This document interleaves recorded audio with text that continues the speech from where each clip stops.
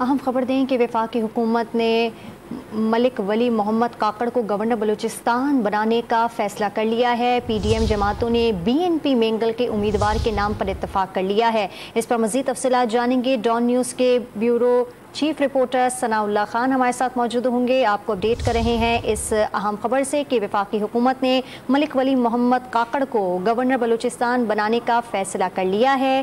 PDM जमातों ने BNP Mengal के उम्मीदवार के नाम पर इत्तफाक कर लिया है। मलिक वली मोहम्मद काकड़ को गवर्नर बलूचिस्तान बनाने का फैसला किया गया है।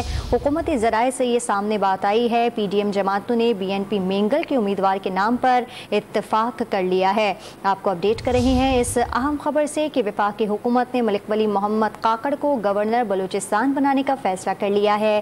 पीडीएम जमातों ने बीएनपी मेंगल के उम्मीदवार के नाम पर इत्तफाक कर लिया है।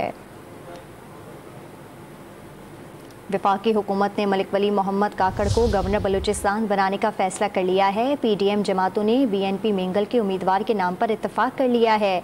पीडीएम जमातों ने बीएनपी मेंगल के उम्मीदवार के नाम पर इत्तफाक कर लिया है। मलिक वली मोहम्मद काकड़ को गवर्नर बलूचिस्तान बनाने का फैसला किया गया है। इस पर मजीद बात करेंगे डॉन न्यूज़ के चीफ रिपोर्टर सनाउल्लाह खान से। सनाउल्लाह खान, बताइएगा मजीद क्या तफसीलात सामने आ रही हैं इस अहम खबर के मुतालिक।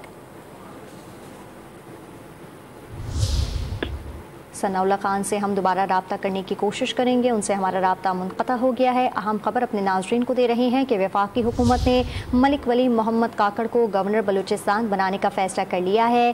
पीडीएम जमातों ने बीएनपी मेंगल के उम्मीदवार के नाम पर इत्तफाक कर लिया।